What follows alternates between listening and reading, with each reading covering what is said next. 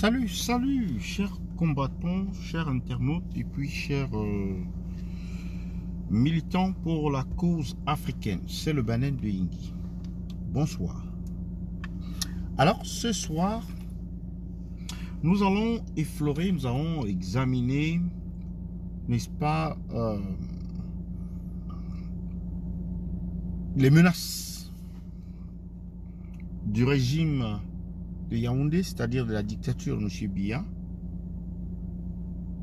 Ces menaces qui visent essentiellement à faire taire la contestation, à faire taire, n'est-ce pas, le soulèvement, à faire taire, n'est-ce pas, le seul parti ou le seul bloc qui, jusque-là, maintient les taux serrés sur cette dictature vieillissante et coulante. Le professeur Maurice Kamto a fait une sortie aujourd'hui demandant à la société civile, n'est-ce pas, de prendre le combat. Il y a beaucoup qui ont fait des directs, n'est-ce pas, pour parler de cette société civile. Et je pense même que j'ai signalé cela hier dans l'un de mes directs où j'ai dit qu'il faudrait désormais qu'à toute opportunité que les Camerounais se lèvent. Le Cameroun est en guerre depuis. Le Cameroun est en guerre parce que le Cameroun n'est pas en paix. C'est quoi la paix? Ou alors c'est quoi la guerre? La guerre, c'est simplement l'opposé de la paix. Et la paix, elle, se manifeste par le bien-être des Camerounais ou des citoyens parce qu'ils ont la justice, parce qu'ils ont une sécurité sociale, parce qu'ils ont un emploi, parce qu'ils ont des infrastructures pour se développer, parce qu'ils ont une éducation, parce qu'ils ont la santé, parce qu'ils ont les libertés individuelles, parce qu'ils se valent entre eux. C'est-à-dire, un Camerounais qui est préfet a les mêmes droits qu'un Camerounais qui est bensikina. Excusez-moi. Donc, un préfet a les mêmes droits qu'un Camerounais qui est bensikina. Maintenant, c'est quoi le problème? Lorsqu'on vous chante que le changement se fera dans la paix, c'est une façon de vous mentir parce que le Cameroun n'est pas en paix. Parce que chaque Camerounais n'est pas en paix. Lorsque les inondations rentrent dans vos maisons, les déchets, n'est-ce pas, qui vont être ramassés partout, viendront se loger dans votre maison, alors vous n'êtes pas en paix. Et donc c'est quoi la guerre? Si vous vivez déjà la guerre chez vous, si vous pouvez déjà mourir d'une balle tirée par un gendarme ou une gendarmette ou un sous-préfet, à quoi ressemble la mort? Lorsque les deux camps ont maintenant des armes, c'est ça que vous appelez la mort, c'est ça que vous appelez la mort inutile. Et cette mort où un sous-préfet tire sur une jeune demoiselle, c'est une mort utile. Cette mort où Kouma Tekel se retrouve à l'hôpital à Kentini, sans soin, c'est une mort utile, quoi. C'est une mort nécessaire. Cette mort où un jeune étudiant se fait tirer dessus à Bafoussam et succombe, n'est-ce pas, tout de suite à ses blessures, est une mort utile. Et c'est, n'est-ce pas, la matérialisation de la paix. Voilà comment la paix se manifeste. Le fait que vous pouvez aller dans la rue, protester, et quand on vous tire dessus, quand on vous lance les gaz lacrymogènes, quand on vous arrête, vous êtes en paix. C'est la paix. Lorsque Eneo, qui d'ailleurs coupe le courant la plupart du temps, vous envoie une facture d'1 million ou de 500 000, vous êtes en paix. C'est ainsi qu'on définit la paix. Lorsque l'eau que vous payez si cher sort du robinet dans un état que vous n'imaginez pas, dans un état que, comment je peux dire, quand l'eau sort et qu'elle est jaunâtre, et qu'elle est rougeâtre même, est-ce que vous êtes en paix lorsque vous recueillez cette eau? Cette eau que vous payez déjà trop cher, est-ce que vous êtes en paix? Lorsque vous vous retrouvez devant l'hôpital La Quintini, il n'y a pas de scanner, il n'y a pas il n'y a pas le scanner et on doit vous envoyer ailleurs pour faire un scanner. Ou alors vous vous retrouvez aux urgences La Quintini, il n'y a pas de médecin. Vous êtes en paix, n'est-ce pas? Lorsque vous allez au marché et puis le prix de la tomate a atteint un seuil qui n'est plus à votre portée, là vous êtes toujours en paix. Lorsque la rentrée s'amène et il vous faut payer les frais scolaires exorbitants pour des salles de classe qui sont quasi inexistantes d'ailleurs, vous êtes toujours en paix. Lorsque vous vous retrouvez mort sur les pistes de la mort, telle tautologie, vous êtes toujours en paix. Lorsque vous avez raté la mort à Ezeka, vous êtes toujours en paix. Lorsque vous vous retrouvez face à un homme en tenue qui veut vous escroquer de l'argent, alors que vous avez tous vos documents de votre véhicule par exemple, là vous êtes toujours en paix. Lorsque vos enfants échouent à un concours parce qu'ils n'ont pas monnayé, là vous êtes toujours en paix. Lorsqu'on vous vole votre droit de vote, lorsqu'on vole votre élection, vous avez voté, on n'a pas compté votre voix, vous êtes toujours en paix. Ça, c'est la paix. Je suis en train de vous définir la paix. Selon, n'est-ce pas, la conception des sardinards. Parce qu'on vous le répète tout le temps, le changement doit se faire dans la paix. Le Cameroun a certes besoin d'un changement, mais on n'a pas besoin de la guerre. Mais non, le Cameroun est en guerre. Le Cameroun est en guerre tous les jours. Le Cameroun est en guerre depuis. L'injustice, c'est la guerre. Les arrestations arbitraires, c'est la guerre. Lorsqu'un sous-préfet arrache votre terrain, c'est la guerre. Lorsqu'un sous-préfet interdit une manifestation au lieu de l'encadrer, c'est la guerre. Lorsque on finit, n'est-ce pas, d'être formé à l'université dans les grandes écoles, et on n'a pas de boulot. On est en guerre. Donc, chers Camerounais, le Cameroun est bel et bien en guerre.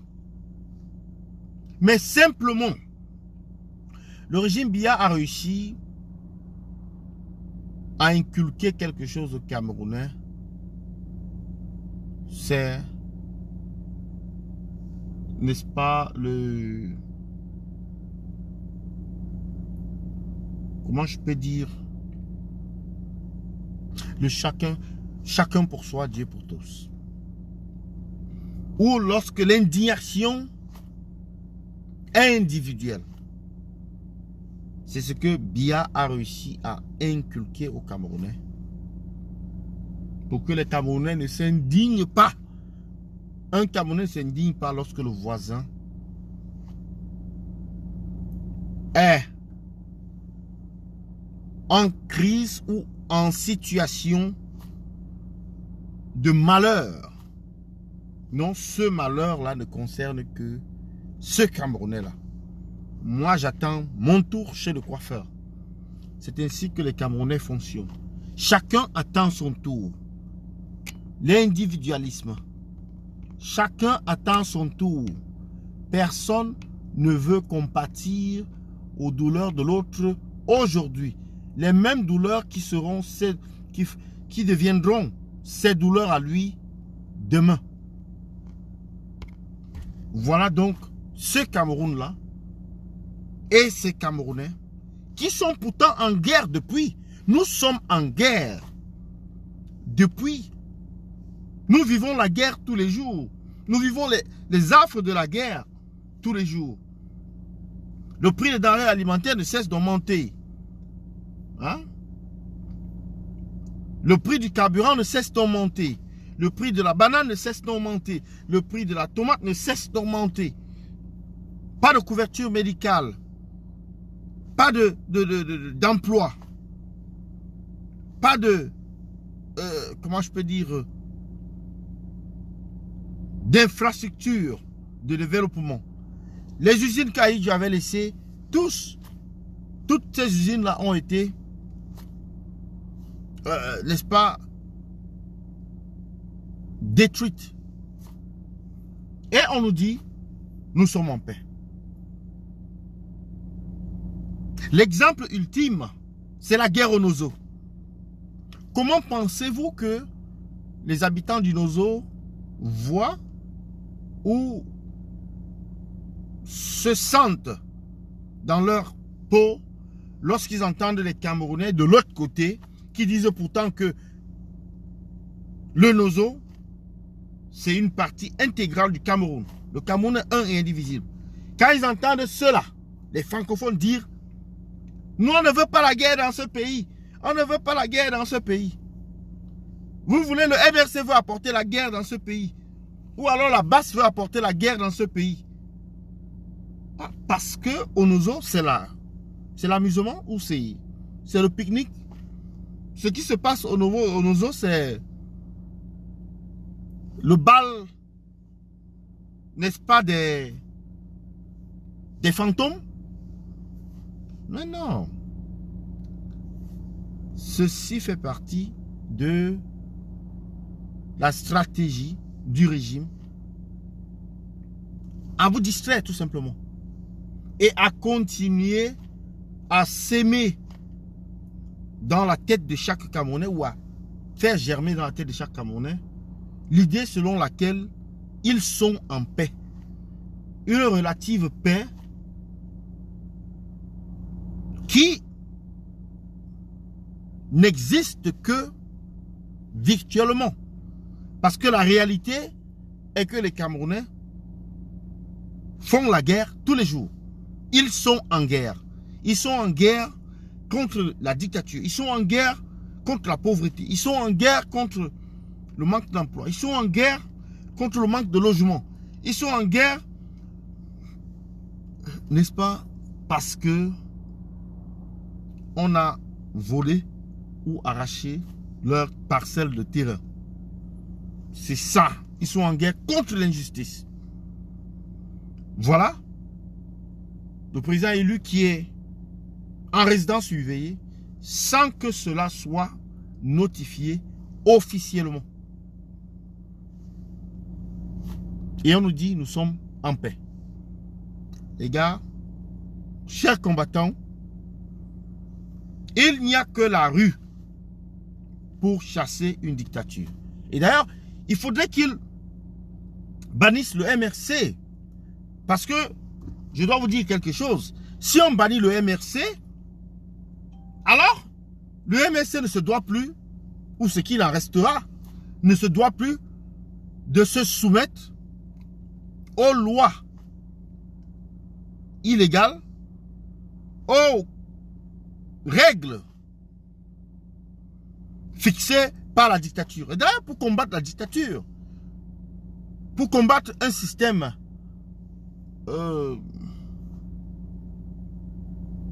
anti-républicain, il faut absolument le faire dans l'illégalité. Parce qu'on ne peut pas utiliser les règles ou les lois de la dictature pour la combattre.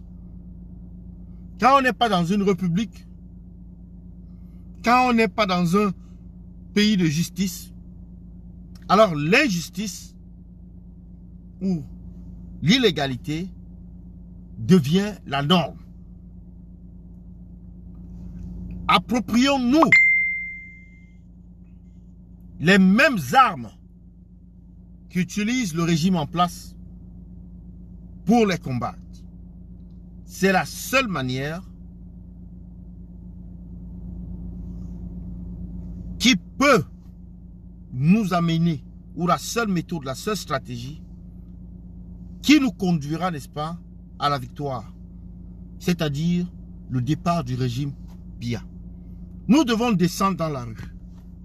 Les syndicats, que ce soit ceux des taximans, les syndicats, que ce soit ceux des benzineurs, les syndicats, que ce soit ceux des étudiants. N'importe quel malaise, n'importe quel incident se développera au Cameroun, il faudrait que nous saisissions cette opportunité-là pour braver les interdictions, pour braver, n'est-ce pas, la peur et pour braver les intimidations du régime Biya. Chers combattants, je vous invite à redoubler, n'est-ce pas, de force, à redoubler d'efforts pour renverser cette dictature qui est déjà en train de s'écrouler. Donc, chers amis résistants et combattants, le combat ne fait que commencer, mais nous devons être déterminés et, n'est-ce pas, outillés pour pouvoir nous adapter à cette nouvelle réalité qui est l'illégalité. C'est bien de fonctionner dans l'illégalité parce que dans l'illégalité, il n'y a pas de règles. Quel est le parti des ambazoniens, par exemple? Quelqu'un peut-il me dire quel est le parti des ambazoniens? Il n'existe pas. Et donc, lorsque vous vous débarrassez d'un parti ou d'un leader, vous vous retrouvez, n'est-ce pas, avec 1 million de leaders ou même 5 millions de leaders. Allons-y, nous sommes prêts. C'était le Banin de Yingui. Bonne soirée à vous et à bientôt. Il faut que j'aille regarder l'émission La Vérité en face. C'est le professeur